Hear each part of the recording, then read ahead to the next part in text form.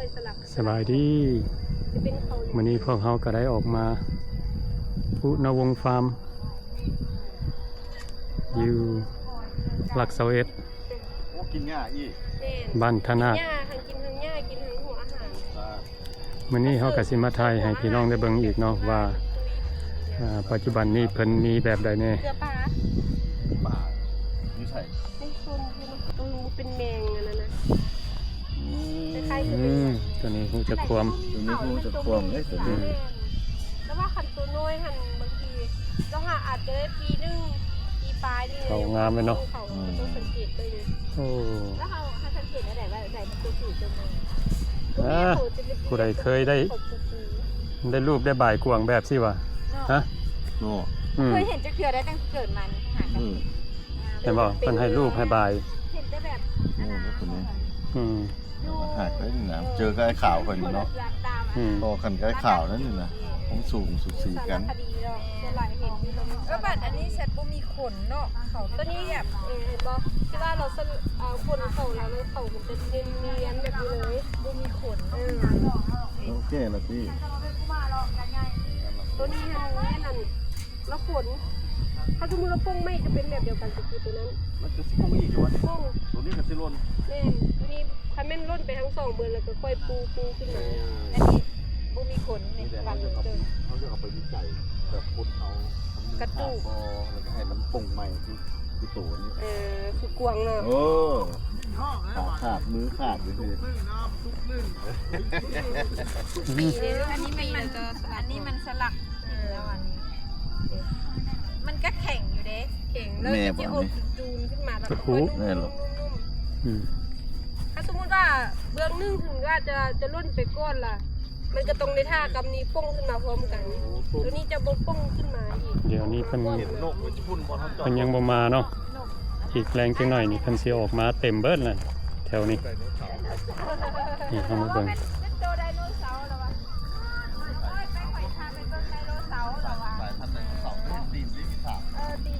พวงบ่ย่านคน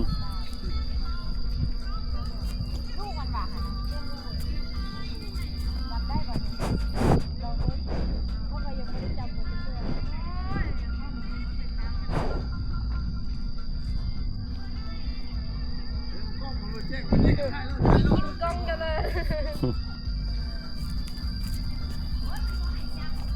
แล้วขันเขาบุมีหัวอาหารแล้วมันบ่นั่นมันบ่ให้จับพวกดีฮูได้พวกนี้นะกูฮูว่าเขามีหัวอาหารบุมีหัวอาหารกวางนี่มีเดี๋ยวนี้มี100เท่าไหร่โตก็118โต118โตแม่นโอ้เดี๋ยวนี้เพิ่นไปรีใส่เบิดนี่เดี๋ยวนี้ตอนนี้ว่ายังรีอยู่จำโซนป้าโซนอย่างนี้โอ้น้ำปลาแถวนี้เนาะ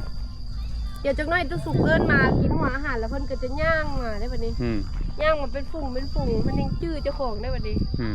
จื้อเจ้าของว่าเอิ้นมากินหัวอาหารเดี๋ยวจักหน่อยสิบอกตัวสุกเอิ้นน่ะเขาจะเท่าไหร่เขาจะเน้นเกลืออยู่โซน4แยกมันจะมาบาทเดียวเป็นฝุ่งหมดง่ายเลยบัดนี้โอ้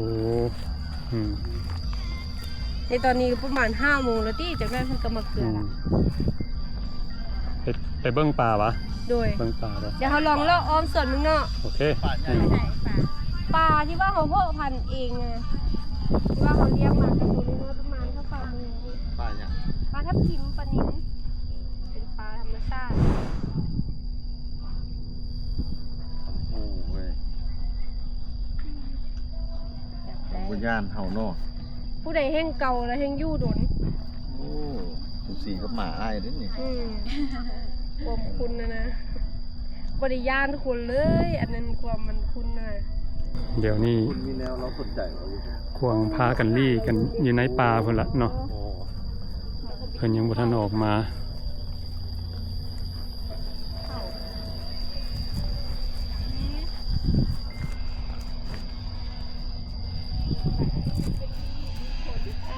แสดงว่าต้นอ่อน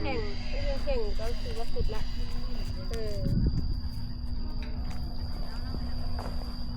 แล้วเพิ่นขายตัวเท่าไหร่เนี่ยเพิ่นบ่ได้ขายนะเพิ่นอนุรักษ์ไว้เลยบ่คันซื้อมานะโอ้ว่าฮู้อยู่ว่ะเพิ่นซื้อมาตัวน่ะตัวนี้บ่ฮู้ผมซื้อลูกจะบ่ฮู้นำตัวมาเท่าไหร่ แต่ว่าเพลงอยู่ได้ตัวนี้มันนำมาจากต่างประเทศเป็นพวงดาวดิจะพันพวงดาว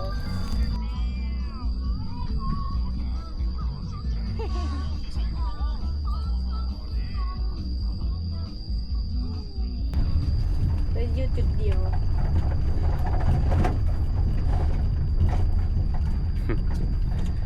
ดี นี่คาเฟ่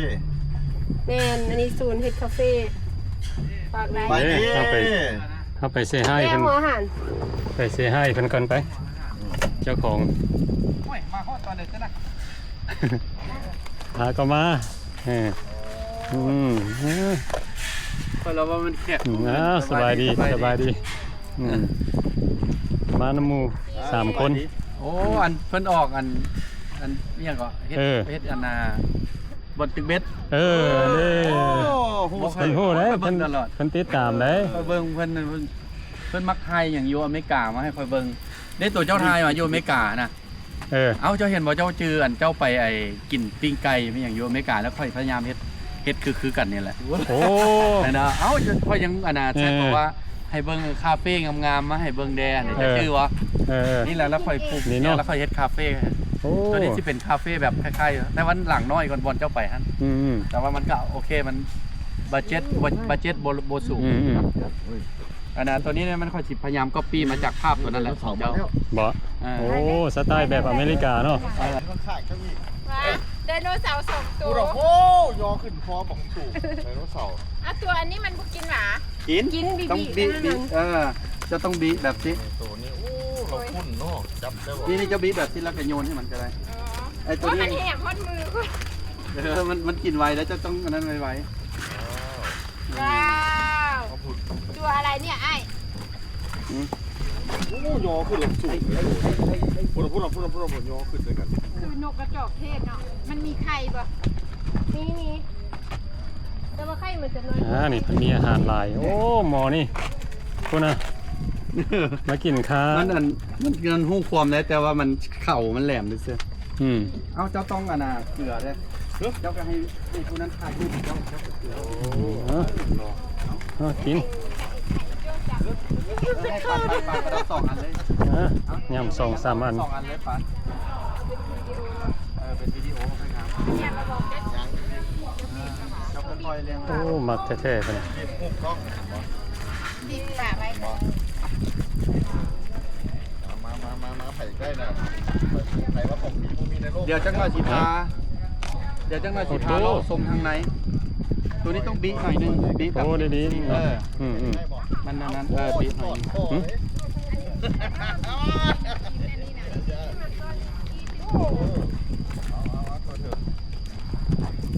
อันน่ะเดี๋ยวจังหวะสีพาเลาะสมทางใน โอเค ทางในไปเบิ่งอันน่ะคาเฟ่ย้อนอันนั้นเจ้าเด้ภาพจากอันนั้นของเจ้าเด้พอดีเฮ็ดได้เดือดปลายแล้วเนี่ยพอดีกะสิแล้วล่ะ โอ้มันแล้วกันเนาะ มันเป็นอันนั้นซื่อๆเด้มันบ่ได้กันบ่ได้ยากได้จอดเล็กอะไรเปิ้ไปพนักงานเขาค่อนข้างมีประสบการณ์เด้นกอีหมูนี่มีจักโต กลางพี่ไหมมายืนเดี๋ยวจะเชี่ยวหัวอาหารให้มายืนข้างกลางไว้ว้ายนกนี่ก็มาขี่จะให้แขกเบิ่งอยู่เด้ แก่กับม้า ไอ้นี่รอจุเจ้ามายืนพี่ไว้มันค่อยงามพี่เจ้ามายืนพี่เอามาไปที่ถ่ายภาพที่เจ้าลงติ๊กต็อกเนี่ยเอามาพี่เจ้ามาพี่ เ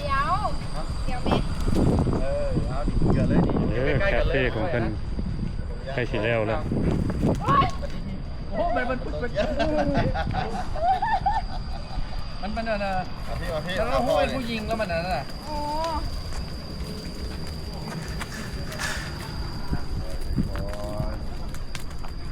โดยเฉพาะไม่ปากกระดาษ หมอนี่กินค้านี่เลยได้กินลายก้อนหมูได้นี่หมอนี่ได้กินลายก้อนหมูได้นี่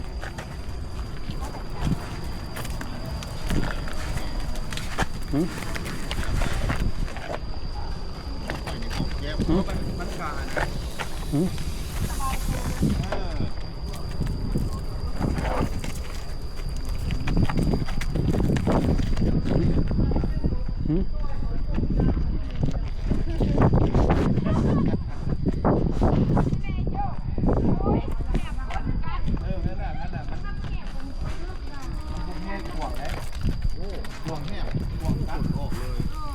นี่เป็นโอ้แค่นี้ละ แมนห่วงอาหาร มันก็เลยแห้ง มันเขาให้มันบกไป เบิ่งหมอนี่สลัดเนี่ยสลัดหลายหมอนี่บ่ไปเล่นน้ำหมูมากิน ตัวนั้นกินลูก ตั้งแค่ อืม มาอีก แม่มากินอาหารเนี้ยเดียวกันมั้ย เขาตัวนี้มันแก่จน มันปวดเจ้ามาลัดกินเลยแม่ แล้วยุขับไปเพิ่นจังได๋เพิ่นบ่แล้วอีกแม่หัวอาหาร ตัวได้โจมันพุ่งไปโจคนเดียวเลย อืม ตัดโอ้อุดมสมบูรณ์เนาะดูดิขนาด เอ๊ะอาหารเราเจ้าบุกิน นางน้อยดิเท่าน้อยนี่เด้จับได้พอ นี่อันนั้นบ่มีข่าวแบบนี้ตัวแม่มันบ่ น้อย แม่น แม่ ตัว แม่ แม่ ตัวแม่ เนี่ยตัวแม่แบบนี้ น้องนี่ก็สลับกอดได้ผู้ใดเป็นผู้หญิงเลย เล่น เดี๋ยวจะไม่ เขาแห ฟัง บ ก็ได้ ไป ผู้ชายมันบ่แห่มันเล่น เล่น นะ หาเขาตลอด มันเป็นตัวผู้วะ มากัดเขาได้ไม่มักมากั ไอ้ ด ตัวพูดอ่ะ มันว่านกมาห่วงมาย่างอาหาร นี่ในคน มันกัดมันแช่ เก็บ กัดปั๊บเราได้นี่เด้กัดเราได้นี่เด้ นี่นะขนาดตัวกวางรวมกันมันก็ยังกัด บ่กวางโมปัญหาคอแต่นะมันกินอาหารแล้วมันก็ โอ้ บ่ได้ สอ สน เทโอ้เจ้าทำเข่าใหญ่จังซี่มาเลย บ่ได้น้ำเข้าคอน้ำพี่น้อง มา โตน้ำ พี่น้องยังมีหลายแท้ โอ้ย ตะเกียบมาแต่น้อยตัวหนึงเนาะ เออ แล้วมันแพร่พันธุ์เองเลยนี่ มันแพร่พันธุ์ มันแพร่พันธุ์เอ เดี๋ยว ง นี้ได้ปีละเท่าไหร่ปีนี้ได้30เลย ปีนี้ว่าได้30ปลายตัว เอามัน เลย มันเกิด เก้าที30แล้วตายนึงเหลือ29 การเกิดเป็นแล้วไดโดน ก็คืองัวนี่แห คื ละ องัวเลย7-8 เดือน จักโตปีออกเท่านั้น ตัวเดียว เออ ตัวเดียว แม่ละ คือตัวแม่หลายกว่าเนาะตัวแม่ออกหลายตัว หลาย เลย โต แต่มันสิงามก็แบ้แล้วก็หูความก็แบ้แบ้บ่ได้หูความ ง่ายๆเห็นว่าอันนี้เนี่ยนิ่มๆนิ่ม โอ้เธอสังเกตมัน ๆ อ่อน แต่ว่าอันนี้แล้วมันแข็ง โอ้น้ำเข้าเนี่ยเพราะว่าราคาสิแพง ประมาณน้ำเข้าขั้นตัวน้อยๆให้กับอยู่800เหรียญแล้วคันซื้ออยู่ไทยนี่เบิ่งตามFacebook หั่นล่ะแม่น 20,000 กว่า 28,000 บาท บาทตัวหนึง ตัวน้อยว่ะ ตัวแบบสิแหละซ้ำขนาดซ้ำนี้ โอ้ ตัวเป็นนุ่มแบบสิแหละ เออ อันนั้นนะคันสมมุติว่าอันนี้เฮาก็เบิ่งนะคนมาถามเฮาหลาย ถามซื้อตลอดเฮาว่าค่อยบ่ได้ขายค่อยเลี้ยงไว้สม อืม ค่อยเลี้ยงไว้เป็นตะเพงมันเนาะมันเป็นตะอีต้น เออบ างคนนึงก็อยากถามแต่กลิ่นมันโอ้ยเขาว่าอีต้นโอ้ยบ่ได้ ซอย บ่ได้ จุกว้าง แม่นแบบนั้นแม่นแบบนั้นเจ้าว่าแบบนั้นแหละก็ว่าแบบนั้นแหละโอ้ย ซอยจุกว้างสุดได้ค่ะเจ้า เป็นตะอีต้นแหมมันฮู้ความ เอาละคนหักซัดบัดนี้ อืม หักซัด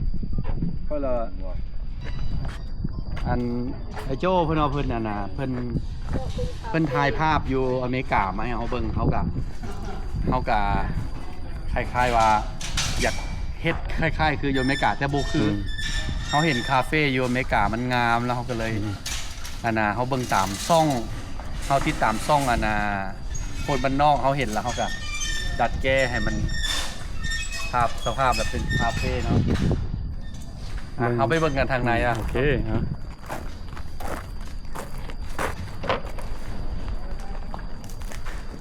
เบิ่งกระคักอยู่นี่แบบสไตล์ต่างประเทศแล้วล่ะนี่มาเบิ่งเป็นกำลังเฮ็ดใหม่ ไม่สบายดีกล้องเลยเด้อสบายดีกล้องเลย สบายดี อันนี้นี่ก็สิเป็นอันน่ะเฮือนครัวเนาะโซนนี้ โอ้ โซนนี้สิเป็นเฮือนครัวแล้วก็โซนนี้อาจจะเป็นนะตัวนี้สิเป็นบาร์ เป็นบาร์ มันบ่มีดีไซน์เด้อ อืม เฮาก็เบิ่งแบบแล้วเฮาก็ โอ้ เฮ็ดกันแบบบ้านนอกนี่แหละนะแบบลูกทุ่งเลยน่ะ โอ้ ตัวนี้ก็สิเป็นบาร์แล้วก็สิโซนนี้ก็สิแบบ บอลละบอลนางบอลบอล แมนบอลนางบอลที่ทำแกะ ตู้แก้วมันบ่นี่ แมนใส่แก้วเพราะว่าตัวนั้นเขาจะใส่แก้วเหมือนในตัวที่ภาพเจ้าเอามานะ เออ ภาพเจ้าเอามาให้เขาใส่แก้วแต่ว่าเขาเพื่อลดบัดเจ็ตเอาลง อืม เขาหย่อแก้วลงเขาโบใส่คือของเขาเจ้า ขนาดแก้วเขาก็ใส่น้อย เพราะว่างบมีจำกัด อืม นะ ก็เฮ็ดเพื่อให้มีห้องแอร์สำหรับแขกมา นี่เนาะเป็นติดเอ แม่น 1 2 3 4 5หน่วยโอ้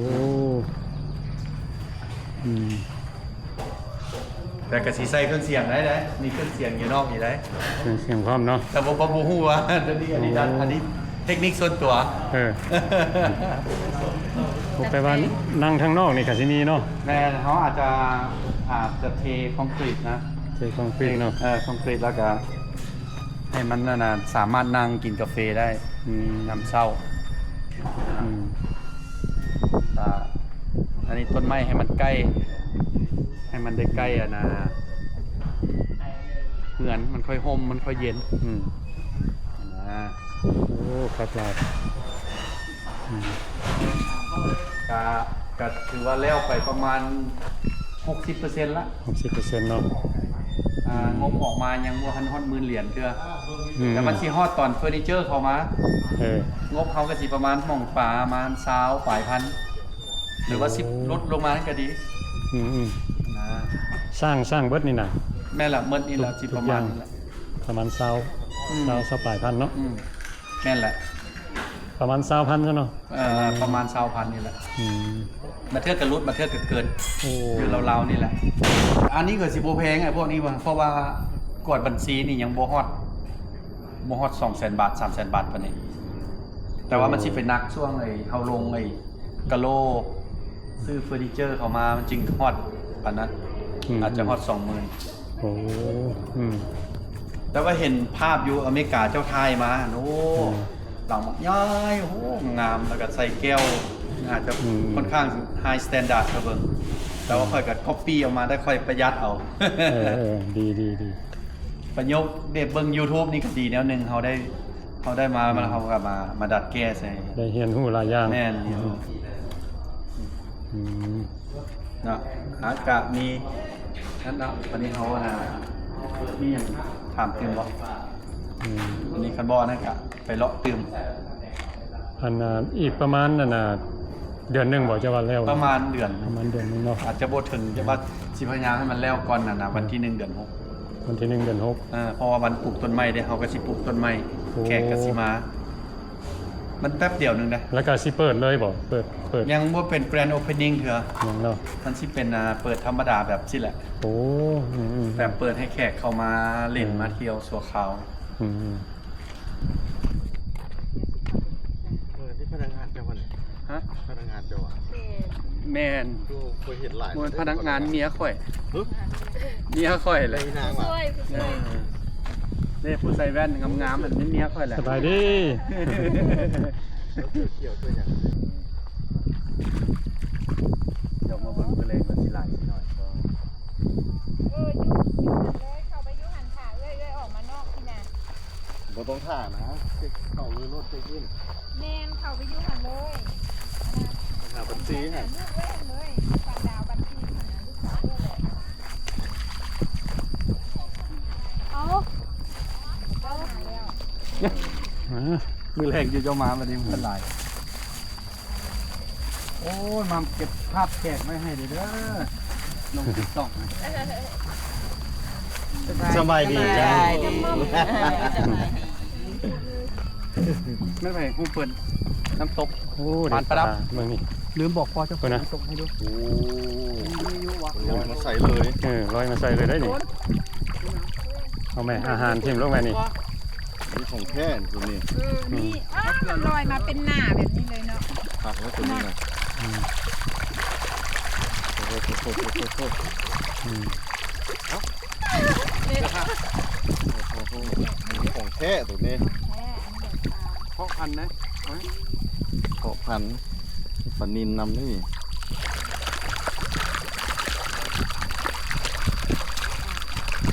ปลาคาดว่ะปลาทับทิม มาครับจริง นี่กำลังลอยมาคุณนะเมนไก่ ข้างในขึ้นอยู่บนคอแม่พันธุ์นะ เลือกวันนี้ นัดหนึ่ง ในการมาเปิดน้ำตกให้เพิ่นเบิ่งได้เด้อ รบุพาเปิดกันแล้วเปิดกันน้ำตก มันมาเป็นสายใช่ไหม กำลังมาก ำลังมาใช่ไหมกำลังมานะเป็นสาย โอ้ป่าก็ลอยน้ำแบบนี้ น้ำไหน ลอยน้ำหัวอาหาร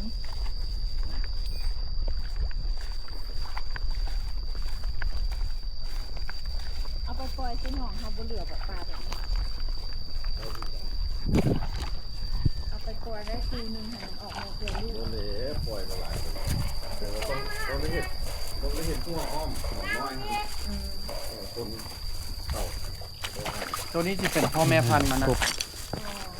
ของใหญ่แล้วนี่ สุดใหญ่ได้นี่ฮอดโลเพราะ บ่กับบ่ได้ใหญ่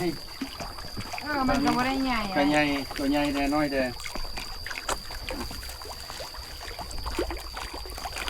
คงหันบุมีน้ำหรอ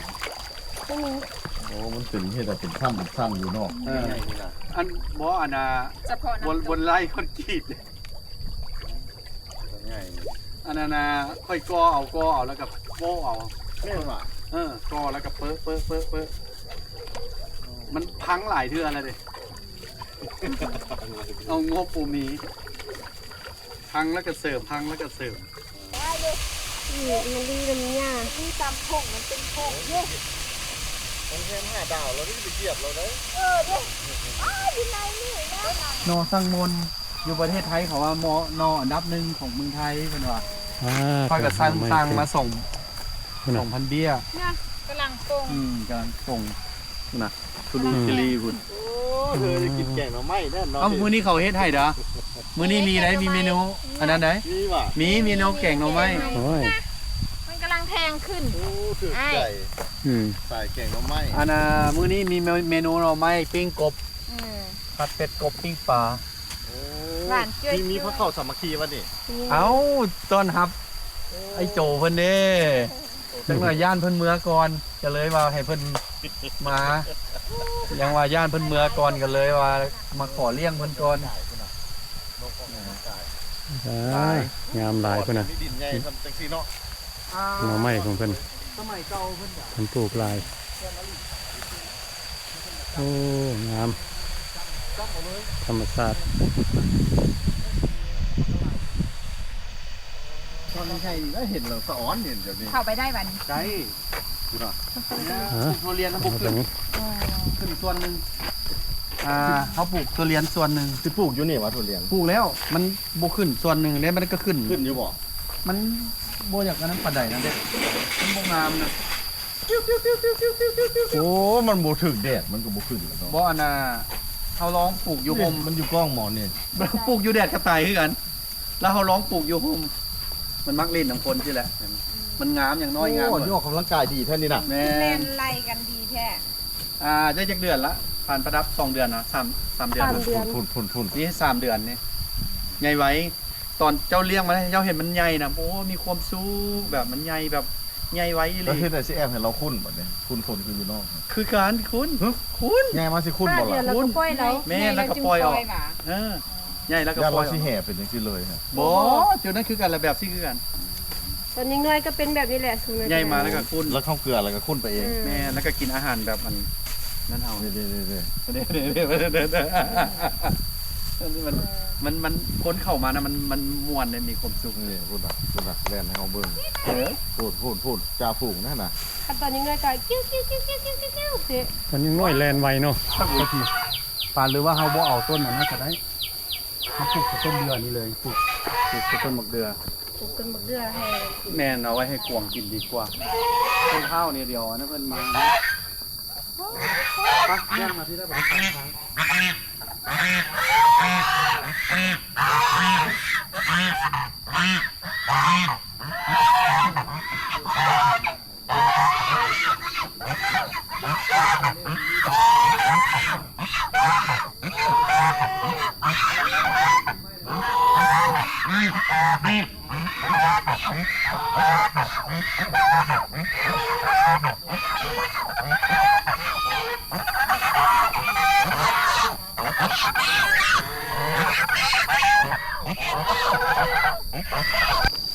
มันขึ้นดีได้ต้นทุเรียนเด้ต้นทุเรียนมันที่ขึ้นดีต้นกล้วย งามเลย แล้วมันได้แดดดีเลยนี่เลยทุเรียนเจ้ามัน ตั้งแสนใส่อันนั้น คักจังซี่ได้เรื่องมันได้แดดนะ มันตัวนั้นพูดมันขึ้นนะตัวนี้บ่ขึ้นไปเดี๋ยวไปเบิ่งตัวข้างหน้าพุ่น ทุเรียนหลายอยู่เนาะ แมนเดี๋ยวเชื่อเอามาแซมปีนี้จะมาแซมประมาณอีก300เบี้ยเพราะว่าปีกายนี่เขาปลูกบ่ถึงซีซั่นมันเนาะ แม่น เขาปลูกแบบค่อนข้างอะนะมันฮ้อนหลายแล้วเขามาปลูกนะ โอ้ได้หมกหุ่งได้หมกกล้วยไปพร้อมผักเลย ได้ปลูกเพื่อโบถ้ามันตายเขาก็ได้ต้นมังคุงเขาก็บุลุกทึนสินะได้ขายกล้วยขายมังคุงสิ ได้ขายบักฮู้ก่อน ไอเดียสุดยอด ของแม่เพื่อนเด้ไอเดียแม่เพื่อนเพื่อนว่านะแล้วเขาก็ตามนะเพื่อนมาย่างน้ำพอไหมย่างน้ำจับแล้วนี่เขาเอาบอปลูกไม่เลยได้นี่อันนี้เขาเล่นมาอย่างราคาแพง ไม่ค่ะ โอ้คือยิ้มดี เอาจอดก่อนแม่ลงเยอะดีแม่ลงก่อนแม่คำก่อนสบายดีกล้องมันแน่นี่กล้องมันอันนี้แม่นานาคนท่านอานาเลี้ยงกวางแต่เล็กๆมียักษ์โต5 ตัว6 ตัวเนาะตายดึง 6 ตัว เพิ่นนาเลี้ยงมาตะพุนเจนนาเดี๋ยวนี้มีเท่าไหร่ทั้งหมด 128 นี่128 โอ้ ทั้งน้อยทั้งใหญ่128 เจ้าเบิ่งอย่างแน่เจ้าเบิ่งมีนกอีโง่นกอันนั้นนกอีโปนก แล้วเรา นกน้อยนกใหญ่ แล้วก็หวัง แม่น แต่ละมือเฮ็ดจังได๋เรียกเจ้าขี่รถเลาะนี่หรอ นั่นแหละเมื่อคืนเราก็ขี่เลาะออมสวนนี่แหละ เรียบร้อย เป็น เนาะ กาดเรียบร้อยเนาะ ดีลายโอเค เดินต่อนี่เพิ่นสิเลาะ ทุกๆ2 ชั่วโมงเพิ่นสิเลาะนี่ทุกๆ2 ชั่วโมงขี่เลาะ เพื่อบ่ให้คนนอกเข้ามาเนาะ ย่านเขาเจ้าเคยมาตัดแล้วกวางเขาออกไป4 ตัว โอ้ กลับมา3ไปนึง ครับเฉย กลับมา โอ้มันเรื่องอยู่บ่ได้มันกลับมาบ่ทันได้ มันวนอยู่หัวแหละมันบุกเป็ดใส่มันวนอยู่ฮะจน ดีแม่คนทางนอกเขาเจ้าบ่เอาไป เพราะเขาเจ้ากระเอิ้นมาว่าให้มาเอากวางเจ้าออกนะ โอ้ยนอกกับงานสงสาร มีชาวบ้าน เป็นบ้านเนี่ยกำลังพัด หมู่บ้านอีก มันข้างหน้า ก็เจ้าบอกให้เขาไปซื้อโอ้ยเอาเงินเบิ่งเพิ่นมาขายตอนนั้นไม่กันเล่ละ100 บาทโอ้ย100 กับ 100แล้วแต่ถ้าเขาจะมาพัฒนาเขาเจ้าขาย600เขาเจ้าเฮ็ดแบบนี้แล้วเขาเจ้าตัดขาย600 บาท โอ้ยดีจัดสรร เขาก็จะมีเงินก็อยากได้อยู่แต่ว่าเงินบ่มี เราอีก เงินต้องอ้อยผมเลย โอ้คนมีเงินน่ะค่ะเจ้ามักว่าบ่มีเงิน อันนั้นนะ คนบ่มีน่ะค่ะเจ้ามักว่าบ่มีข่อยก็บ่เข้าใจในตัวอันคนนี้ สองคนบ้านนอกเพิ่นสินั่น เพิ่นสิซับสนเด้ สับสนแล้ว ข่อยก็บ่เข้าใจบ่นี้ เนี่ยต้นยางที่จริงเอามาหลายร้อยอยู่มันขึ้นงามรักษาได้มันก็งามขึ้นแล้วนี่เขาพยายามแบบปลูกให้มันสูงให้มันห่มเพื่อให้คนขี่รถเลาะสวนเขาแบบบ่ฮ้อนนะ เนาะแบบมายามใดก็ได้นะมันดีตลอด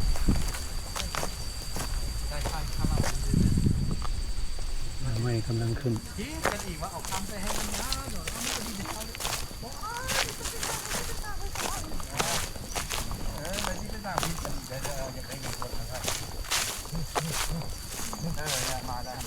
เป็นเราห่วงแน่นโตหรอแน่นมันก็ว่า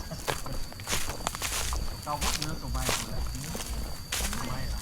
ทุกอย่างอยู่นี่มันออกจาก YouTube หมดนี่กับคันโมมี YouTube นี่กับโบเฮ็ดได้มาขนาดนี้ได้นี่ซองไอโจเพิ่นกันนี้เด้ไปตึกนี่เพิ่นไปถ่ายเพิ่นกลับเมื่อเพิ่นกลับไปถ่ายคาเฟ่ให้ค่อยเบิ่ง โอ้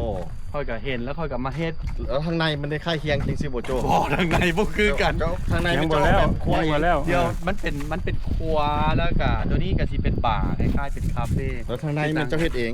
ซอยเอาเองมันจะเอาใส่อยู่ใส่ แม่นจัดแจงเอง เดี๋ยว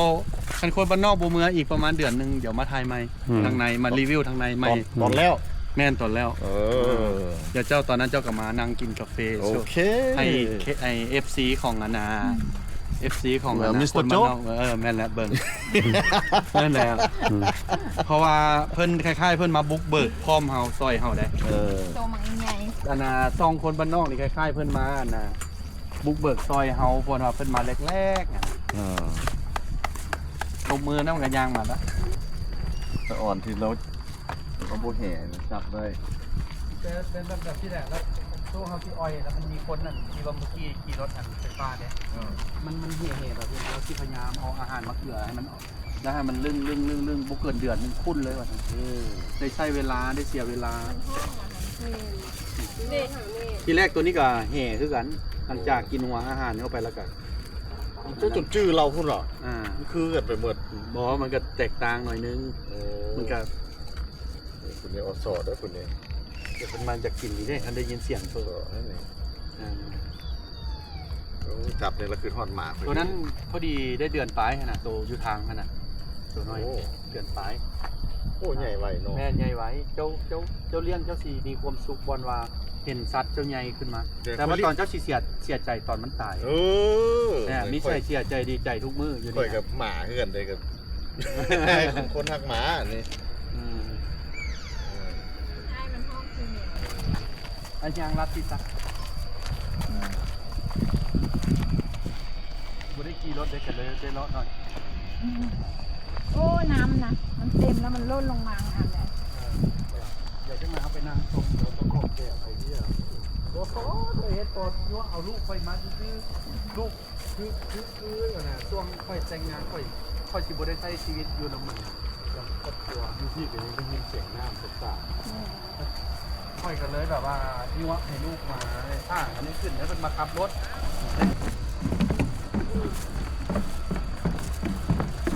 แบบอยากใช้เวลาอยู่นำครอบครัวเขาเฮ็ดเยี่ยมเฮ็ดไปก็บ่ได้ไอ้เจ้านี่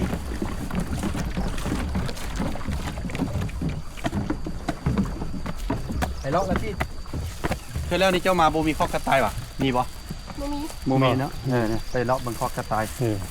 กระต่ายมาเห็นตัวน้อยๆมันเลยแดง มันที่ออกมาที่ก็มี มันมีอยู่นอกกับอยู่ใน ก็นอนอยู่ใส่แล้วเนี่ยแม่ละวันเนี่ย 3 ห้องนี่ห้องลูกสาวห้องลูกชายห้องข่อยอยู่ไหม โอ้ อันนี้เฮ็ดตาม YouTube หมด นั่น เห็น YouTube แล้วเฮ็ดหมด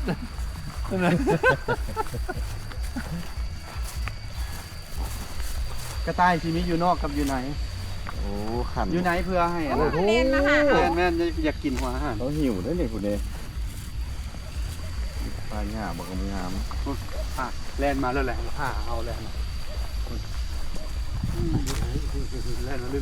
อยๆจะกินหัวอาหารเดี๋ยวนี้นะมื้อเช้านี่เพิ่นตายตัวหนึงบ่ฮู้สาเหตุ โอ้ บ่ฮู้ไปหยังบ่อยากเอาหัวอาหารนี่ไปกินไปได้ เอาอันเป็นโพรงอันนั้นมันบอลเราอยู่ว่ะ แม่นขุดให้มันอยู่รีฝน โอ้จะให้เป็นถ้ำในเหรอ แม่นบางตัวมันก็ขุดเอง คือตัวนี้ สบายดี เอาไปเห็นคือมีนอกมีใน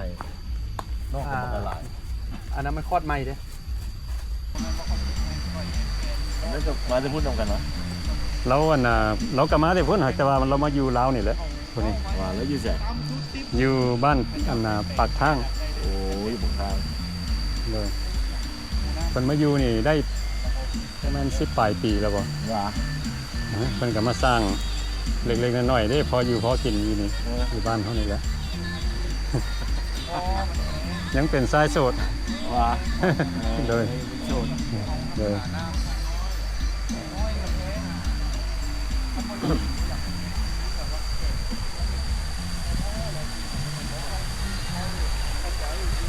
วิดีโอนี้เขาก็ได้ออกมาถ่ายให้พี่น้องได้เบิ่งเนาะอันนี้ก็จะเป็นพุทธนวงศ์ฟาร์มอยู่รักเซเอสบ้านธนาคเขาได้มาเห็นอีกก็รู้สึกว่างามหลายเนาะเบิ่งแบบบ่มีเบื่อแล้ววันนี้เขาก็สิได้จบคลิปนี้ไว้ซ้ำนี้ซะก่อนเนาะวันนี้ก็รู้สึกดีใจหลายได้มาเห็นอีกครั้งหนึ่งเพิ่นก็เริ่มพัฒนาทีละนิดทีละน้อยโอเค